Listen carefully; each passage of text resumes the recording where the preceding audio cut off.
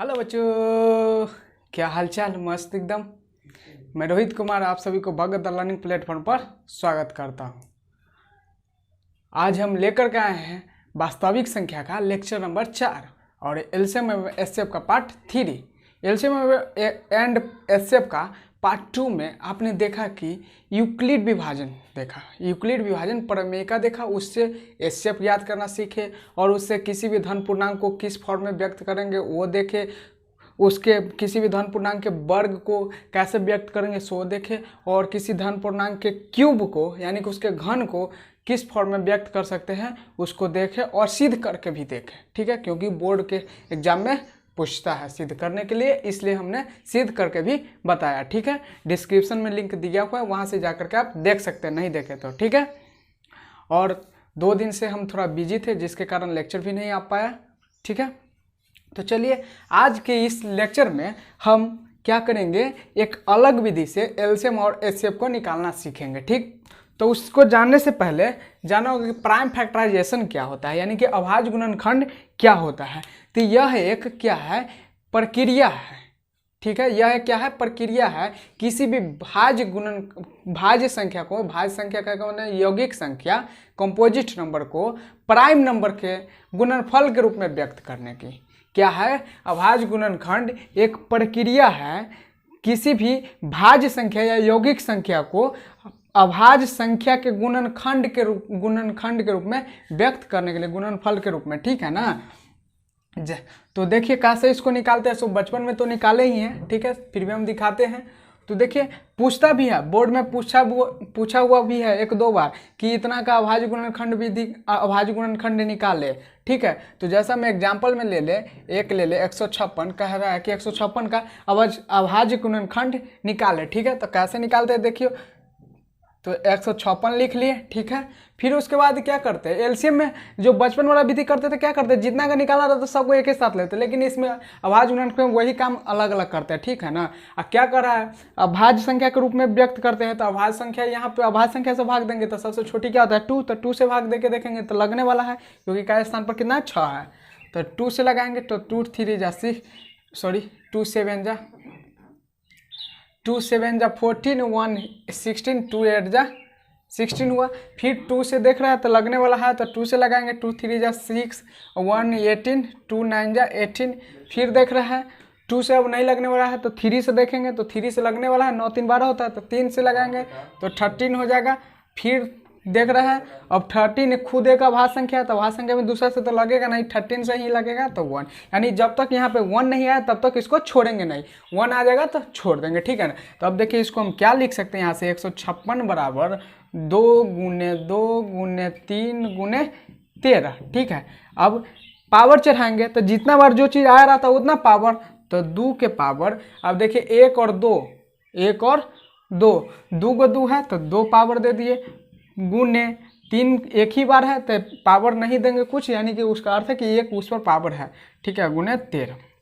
तो देखिए तो 156 क्या था, एक भाज्य संख्या था, यौगिक संख्या था, उसको हम क्या किए, अभाज्य संख्या के गुणनखंड के रूप में व्यक्त कर दिए। देखिए 2 भी एक अभाज्य संख्या है, 3 भी एक अभाज्य संख्या और 13 भी एक अभाज्य संख्या। ठीक है, तो यही। फिर उसके बाद देखिए अब क्या करेगा, कोई वैसा ही देखते नहीं मजाक उजाक के लिए सवाल पूछ देता, कहेगा कि बताइए कि इसमें 5 है कि नहीं, तो कहेंगे है, लेकिन पावर क्या है 0 है। जब आपने 8वां में क्या किया होगा, घातांक और कर्ण पढ़ा होगा, तब वहाँ पे पढ़ा होगा a⁴ बराबर 1 होता है।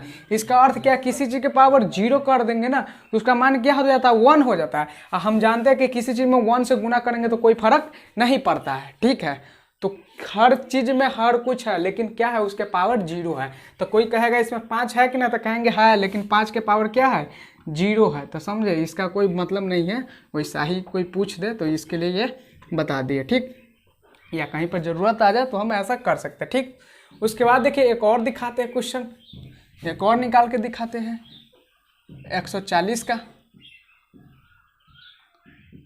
140 तो 2 से लगाएंगे तो 70, 2 से 35, 5 से 7, 7 से 1, अब 1 आ गया तो छोड़ देंगे। 140 बराबर क्या लिख सकते हैं, 1 2 5 7। ठीक है ना, यानी 2 का स्क्वायर गुने 5 गुने 7, ये देख लिए। अब इसके बाद हम आगे आते हैं, क्या होता है, एक फैक्टर ट्री, फैक्टर ट्री,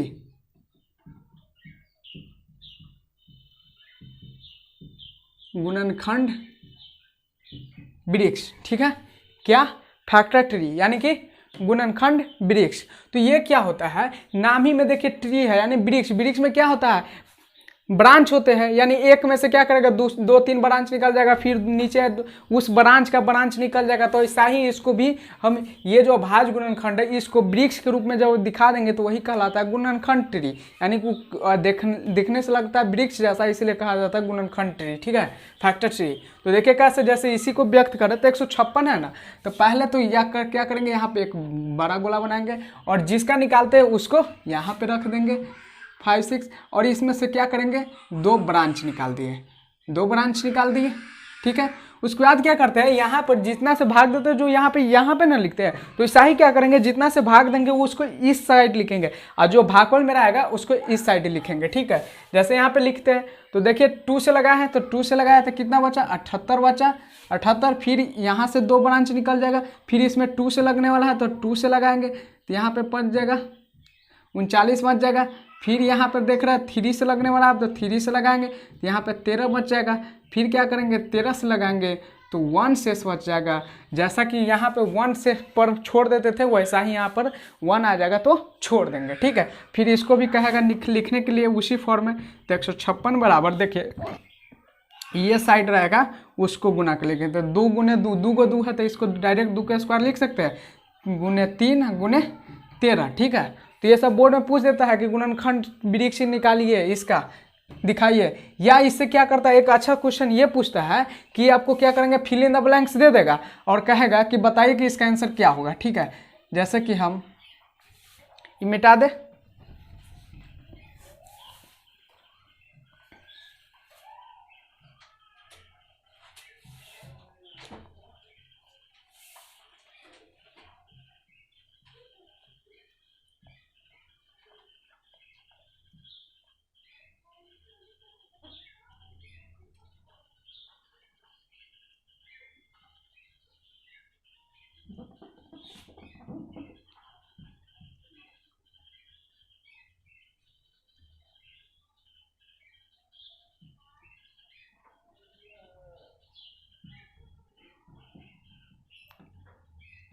देखिए इसको हम कहेंगे कि फिल इन द ब्लैंक्स करने के लिए, यानी खाली स्थानों को भरने के लिए। तो अब यहाँ पे क्या करना है, वैसे ब्रांच को सबसे पहले लेना है जिसमें 2 चीज़ पता हो और एक चीज़ ना पता हो। तो हमने देखा कि यहाँ पे रिलेशन क्या देखा कि इसको गुना करते थे ये आता है, या इसमें से इस दोनों में से कोई निकालना रहता था, क्या करते हैं, मेन ब्रांच में भाग देते हैं, ठीक है।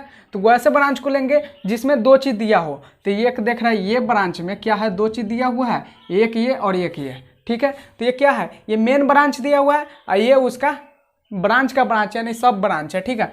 तो सब ब्रांच से क्या करेंगे, इसमें भाग देंगे मेन ब्रांच में, तो 2 से भाग देंगे तो कितना होगा, 35 होगा, तो आ गया। अब फिर देखिए यहाँ पे देख रहे थे एगो क्या था, इसमें 2 चीज़ दिया हुआ था, एक ये और एक ये, तो ये क्या है, मेन ब्रांच है, ये सब ब्रांच है, तो सब ब्रांच से मेन ब्रांच में भाग देंगे तो 1 आया, तो 1 आया, ठीक।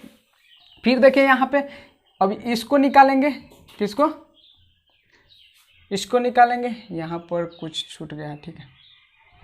तो देखिए इसमें निकालना है, तो इसमें क्या है, ये सब ब्रांच है, ये मेन ब्रांच है, सब ब्रांच निकालना है, तो सब ब्रांच निकालने के लिए क्या करेंगे, मेन ब्रांच में भाग देंगे, तो 7 बचे 35, तो 5 होगा।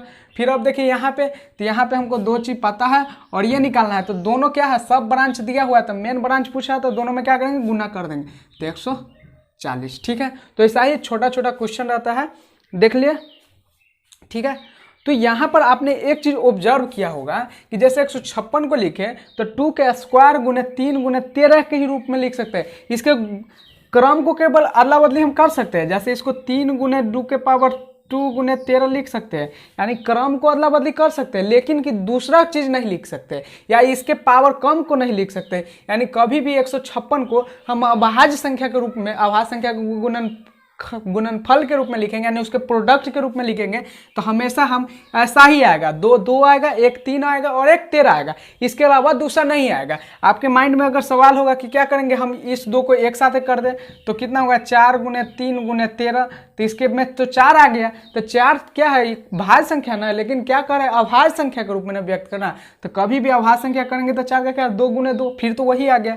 यानी इसके अलावा 156 को कोई तरीका अन्य नहीं है कि हम उसके दूसरे रूप में व्यक्त कर सके, ठीक है ना। तो बताए थे जब कोई भी चीज़ को दूसरे प्रकार से हम व्यक्त नहीं कर सकते तो वो चीज़ क्या कहलाता है, अद्वितीय कहलाता है, अद्वितीय यानी कि यूनिक कहलाता है, यानी उसके अलावा उसके जैसा दूसरा नहीं हो सकता है, ठीक है। तो वही यूनिक कहलाता है, क्या कहलाता है, यूनिक कहलाता है। तो आपको पढ़ना है सिलेबस में कि अंक गणित का मूलभूत प्रमेय, फंडामेंटल थ्योरम ऑफ अरिथमेटिक। तो यही होता है कि किसी भी भाज्य संख्या को अभाज्य संख्या के रूप में केवल एक ही प्रकार से व्यक्त कर सकते हैं, क्रम के बिना, यानी कि क्रम चेंज कर रहे हैं उससे फर्क नहीं ना पड़ता है। जैसे 2 गुने 3 का है या 3 गुने 2 का है, कोई फर्क नहीं है। तो वही तो बात कर रहा था, क्रम को पर हमको जानना नहीं है, यानी उसके संख्या को जानना कि इसमें क्या कितना बार आया है, उतना ही बार हमेशा हम 56 को कोई भी आप कर रहा है तो कोई अमेरिका में जा करके 156 का प्राइम फैक्टराइजेशन निकालेगा तो तभी यही आएगा, कोई चांद पर जाकर के भी प्राइम फैक्टराइजेशन निकालेगा तभी उसको क्या आएगा, यही आएगा, ठीक है। यही कहता है अंक गणित का मूलभूत प्रमेय, ठीक है। हम लिख देते हैं उसको, ठीक है। तो देखिए लिख दिया अंक गणित का आधारभूत प्रमेय यानी फंडामेंटल थ्योरम ऑफ अरिथमेटिक क्या होता है। तो देखिए प्रत्येक अभाज्य संख्या को अभाज्य संख्याओं के एक गुणनफल के रूप में व्यक्त किया जा सकता है तथा यह गुणनखंड अभाज्य गुणनखंडों के आने वाले क्रम के बिना अद्वितीय होता है, ठीक। यही था अंक गणित का आधारभूत प्रमेय। कहीं लिख दिए, कहीं बोर्ड में पूछ लें, वो तो आप सेटर के ऊपर डिपेंड करता है, कहीं कहेगा कि ये क्या होता है बताइए। अब देखिए तो जो अंक वाला आपने देखा या बचपन में पढ़ा वो आपके बोर्ड के लिए ठीक है, ठीक है। लेकिन पॉलिटेक्निक एग्जाम में जैसा अभाज्य गुणनखंड निकालना या एलसीएम एचसीएफ निकालना आपको अंक का नहीं पूछेगा। यहाँ पे जैसे कि बोर्ड में है तो पूछ देगा कि 144 तथा 156 या 140 तथा 156 कोई 2-3 संख्या दे देगा और कहेगा उसका अभाज्य गुणनखंड विधि द्वारा एलसीएम या एचसीएफ निकाले, जो पूछ ले।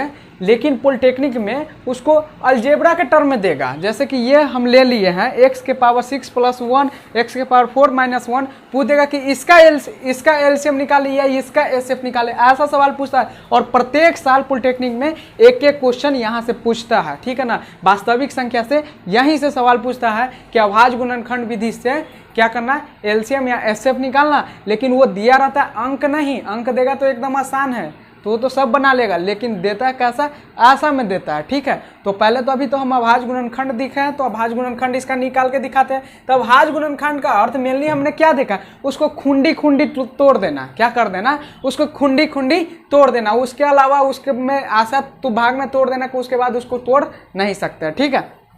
तो देखिए इसको तोड़ेंगे तो x के पावर 6 + 1 है, तो यहाँ पर देख करके मन में लोभ आ गया कि ये वो फॉर्मूला होता है AQ + BQ, क्या AQ + BQ बराबर क्या होता है A + B × A² -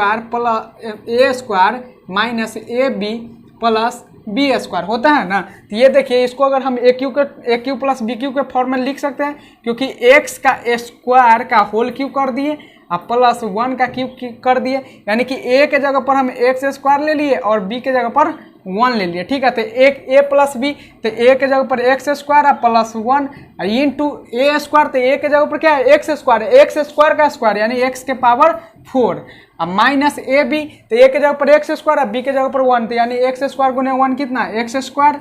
फिर देखिए +b², तो प्लस है b के जगह पर 1 है तो 1 का स्क्वायर 1 हुआ, ठीक, देख लिए।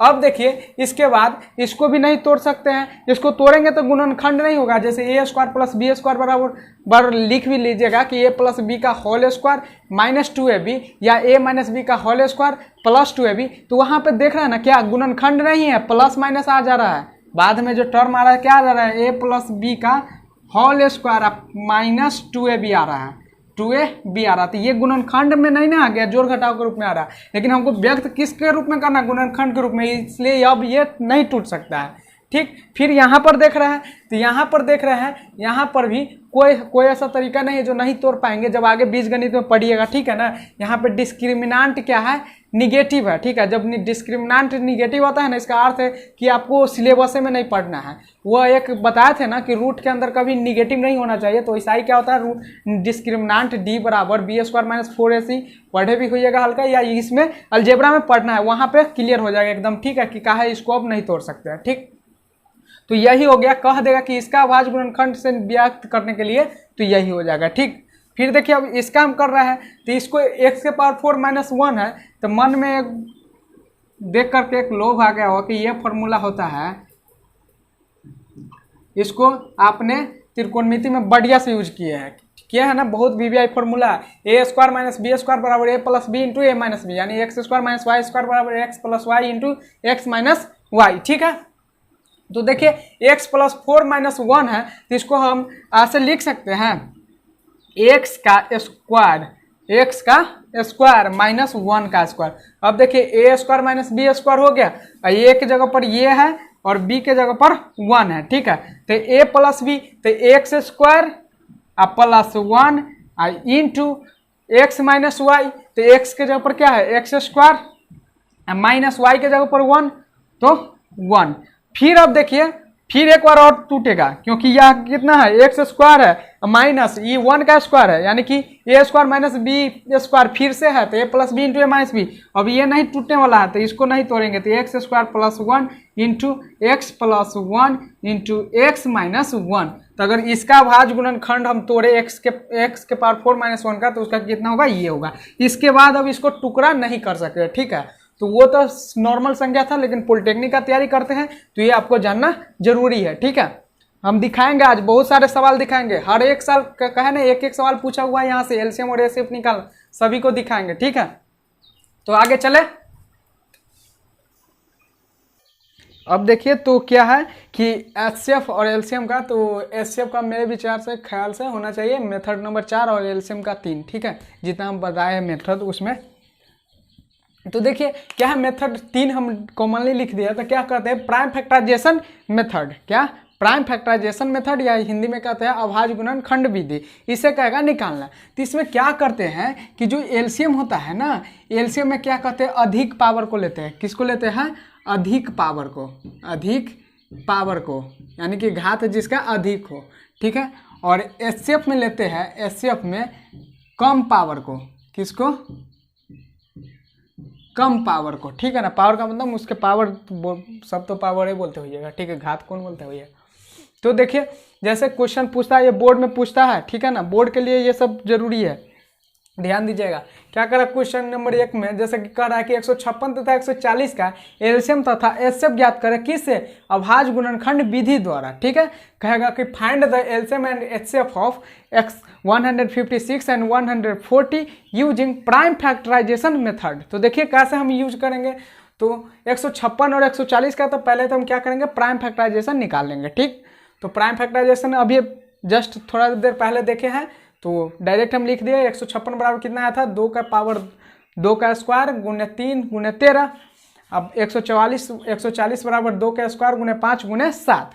तो देखिए एलसीएम निकालेंगे, क्या निकालेंगे, एलसीएम। तो एलसीएम बराबर अब मुंह में इसके लिखेंगे किसका किसका है, तो 156 का 140 का बराबर, और एचसीएफ भी तो 156 और 140। तो देखिए अब यहाँ पे कैसे लिखेंगे, हम क्या बोले, एलसीएम में अधिक पावर को लेना है, तो अधिक पावर को लेना है, तो देखिए यहाँ पे 2 है, पहले दोनों में है, तो यहाँ पे इसमें 2 के पावर कितना है, 2 है, इसमें 2 के पावर कितना है, 2 है, तो इसमें 2 बार आया हुआ है, इसमें 2 बार आया हुआ है, दोनों में 2 बार हुआ है, तो अधिक बार तो 2 ही बार हुआ, इसमें कोई डिफरेंस नहीं है, तो कोई दिक्कत नहीं है, ठीक है, गुण है।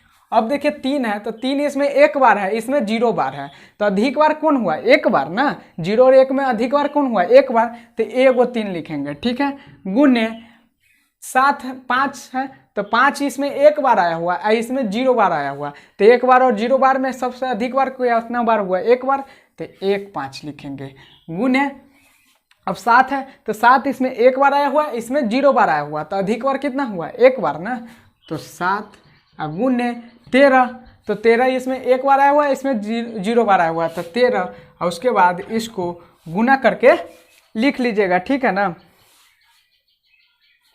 तो इसका गुना करके आएगा 5460। ठीक है, चेक कर लीजिएगा, कहीं गलत भी हो सकता है। ठीक, तो देखिए अब एचसीएफ निकालना, तो एचसीएफ में क्या कहा है कि सबसे कम बार लेना है, सबसे कम बार लेना है, यानी कम पावर। तब देखिए 2 में यहाँ पर भी 2 था, यहाँ पर भी 2 है, तो कम बार तो 2 ही होगा क्योंकि इक्वल है, तो 2 का स्क्वायर गुने।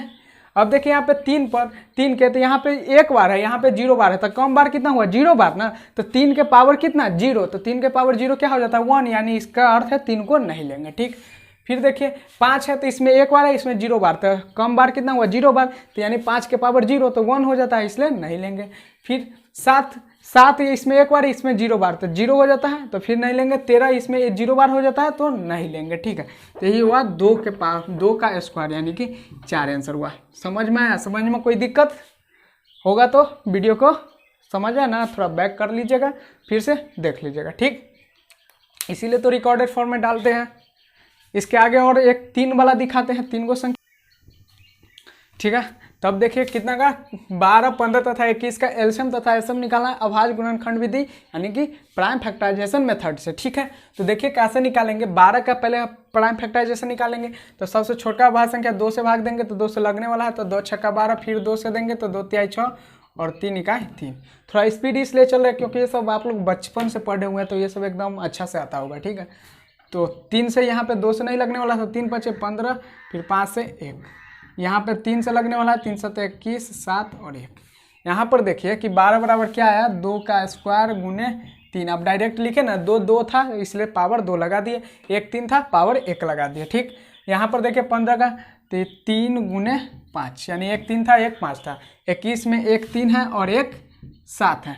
ठीक, अब देखिए हमको एलसीएम निकालना है, तो एलसीएम में बताया क्या कि अधिक पावर को लेना है। किसको लेना है? अधिक पावर को लेना है।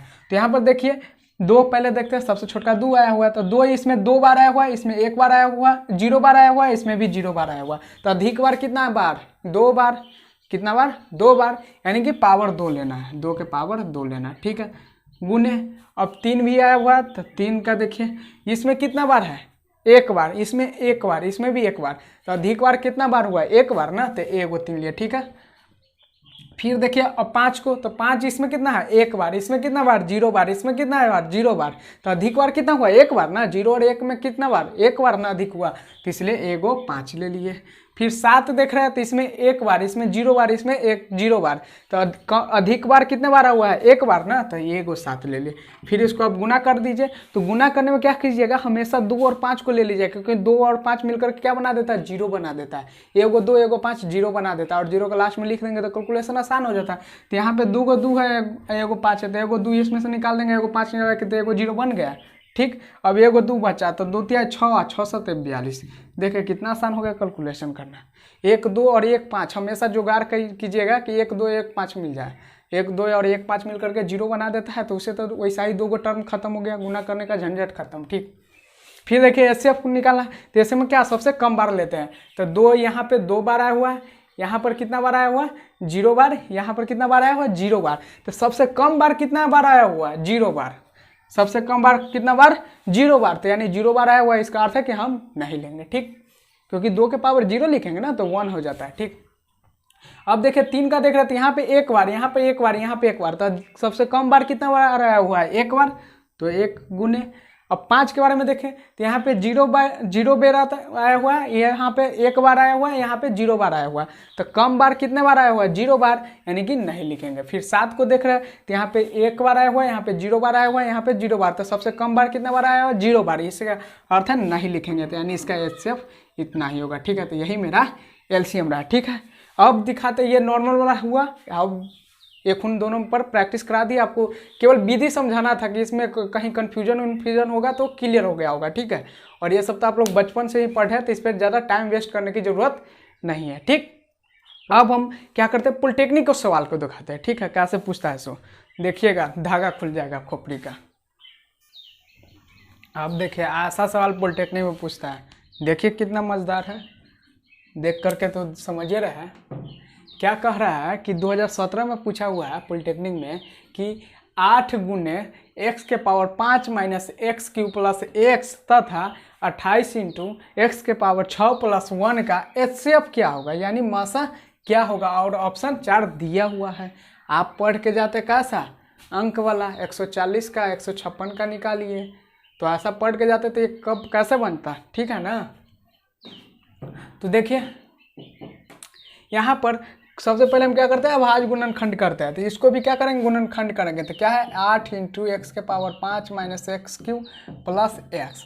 अब इसको गुणनखंड करेंगे तो पहले 8 का गुणनखंड कितना हो जाएगा, 3 को 2 हो जाएगा, तो 2 का क्यूब हो जाएगा इंटू। अब देखिए तो एक्स सब में गुना में है, तो एगो एक्स के बाहर निकाल ले।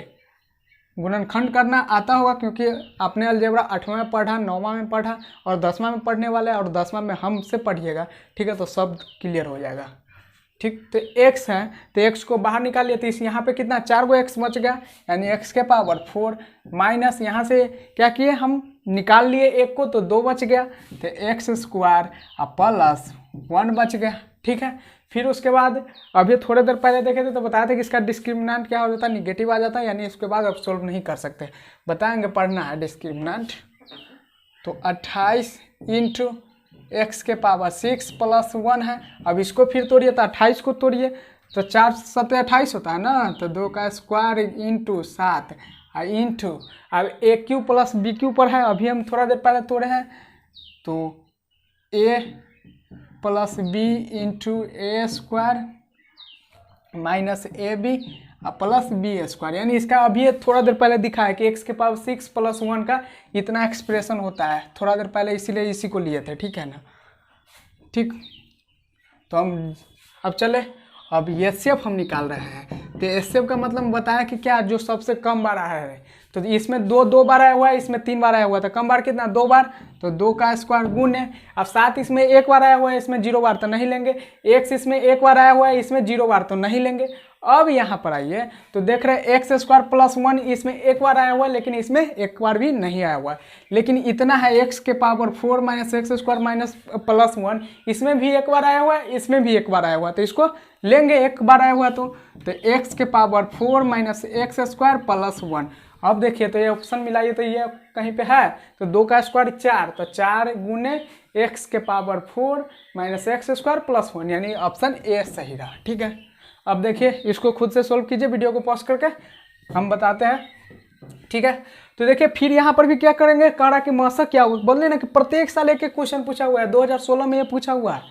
तो देखिए फिर क्या करेंगे, इसका हम गुणनखंड पहले करेंगे तो -4।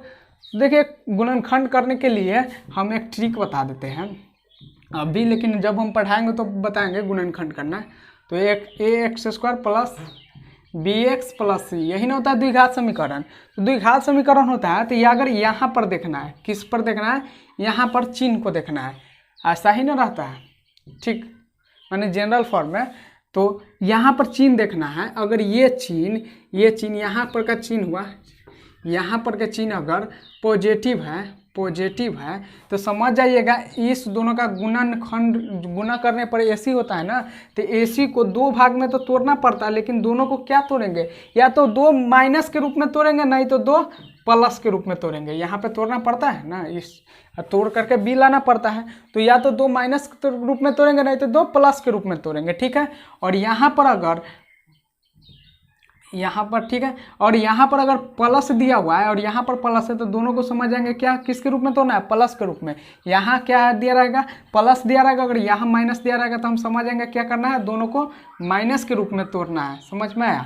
और अगर यहाँ माइनस है, यहाँ अगर माइनस है और यहाँ क्या है, प्लस है, तो समझ जाएंगे कि 2 भाग में तोड़ना है, तो एक प्लस में जाएगा और एक माइनस में जाएगा। तो 12 वाला जो होगा ना वो प्लस होगा, पॉजिटिव होगा, ठीक है ना, 12 वाला, और छोटा वाला क्या होगा, निगेटिव होगा। अगर A1 माइनस होगा तो 12 वाला निगेटिव होगा, छोटा वाला पॉजिटिव होगा, ठीक है ना। इतना शॉर्टकट में आपको समझ में नहीं आएगा, लेकिन 1 ही मिनट में निकल जाएगा, ठीक है ना। जब पढ़ाएंगे तो अच्छा से समझाएंगे, ठीक। यहाँ पे देखिए जितना काम है उतना कीजिए। एक्स के power 4 plus 3x square minus 4 है, ठीक है, बराबर। देखिए अब इसको क्या करना है, देख रहे हैं कि एक्स स्क्वायर है, यहाँ पे एक्स स्क्वायर का होल स्क्वायर दिया हुआ है, यानी कि द्विघात समीकरण के रूप में इसको हम बदल सकते हैं, ठीक। तो देखिए यहाँ पर क्या बोले हैं कि यहाँ पे माइनस है कि प्लस से देखना है, तो यहाँ पर क्या है, माइनस है, तो यहाँ पर माइनस है, इसका अर्थ समझ गए कि हम इसको यहाँ पे 2 भाग में तोड़ना है, लेकिन जोड़ और घटाव के रूप में तोड़ना है। और यहाँ पर देख रहे क्या है, प्लस है, तो प्लस है, इसका अर्थ क्या है कि 12 वाला को प्लस लेना है। तो 4 को 2 भाग में हम तोड़ दें तो क्या ले लेंगे, एक 4 ले लेंगे, एक 3 ले लेंगे, सॉरी 4 ले लेंगे और 1 ले लेंगे, 4 गुने 1 4 होता है ना, यहाँ पर 3 है तो 4 और 1 को घटाएंगे जोड़ाएंगे तो 3 आ रहा है ना। तो हम जान रहे थे एक क्या है, एक्स का स्क्वायर ना है, एक्स स्क्वायर का स्क्वायर है तो एक्स स्क्वायर। और देखिए यहाँ पे प्लस है तो प्लस बड़ा वाला को लेंगे तो एक मेरा 4 आया और 1 आया तो बड़ा वाला को क्या लेंगे, प्लस लेंगे, यानी 4 को किस में लेना है, प्लस में लेना है। फिर देखिए इंटू एक्स स्क्वायर, अब एक है छोटा वाला तो छोटा वाला को क्या लेंगे, निगेटिव लेंगे, क्योंकि यहाँ पे माइनस का चिन्ह लगा हुआ है इसलिए, तो -1 लिए। ठीक, फिर अब इसको तोड़ दीजिए तो क्या होगा, एक्स के पावर 4 एक्स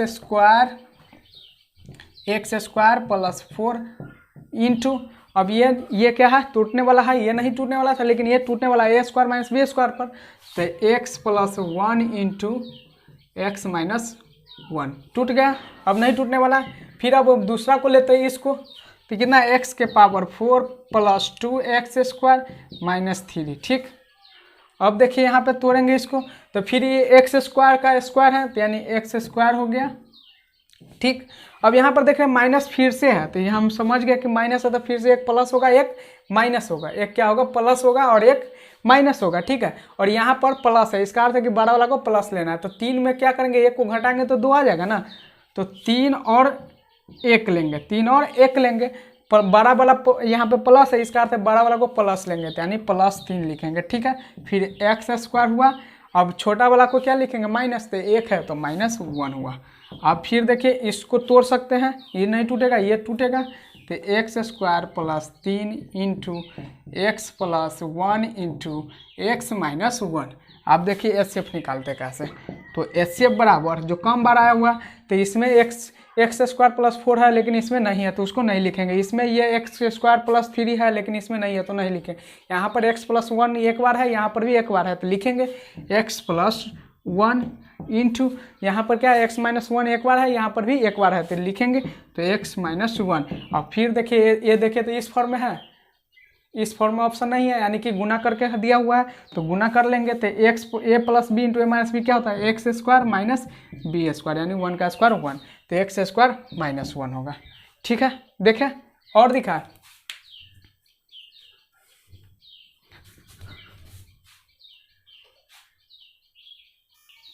तो इस लेक्चर के अंतर्गत आपने क्या देखा, अभाज्य गुणनखंड विधि से एसएफ और एलसीएम निकालना, नॉर्मल संख्या को भी और अलजेब्राइक एक्सप्रेशन का भी निकालना सीखे हैं। ठीक है, और पॉलिटेक्निक के पॉइंट ऑफ व्यू से ये VVI है और बोर्ड के हिसाब से नॉर्मल वाला VVI है। ठीक है, तो ठीक, और क्वेश्चन सब बोले हैं कि प्रत्येक साल एक एक क्वेश्चन पूछा हुआ है, इसको सोल्व कीजिएगा। ठीक है, ये नहीं कि हम 2 करा दिए 2 को छोड़ दीजिएगा, प्रत्येक के पास जो पॉलिटेक्निक का तैयारी करते होइएगा तो सब तो पॉलिटेक्निक के लिए हथियार सब तो रखे होइएगा ही, वहाँ से आपको क्वेश्चन बैंक से क्या हो जाएगा, क्वेश्चन मिल जाएगा और वहाँ से सोल्व कीजिएगा। ठीक, तो आज का लेक्चर अब यहीं पे करते हैं विराम।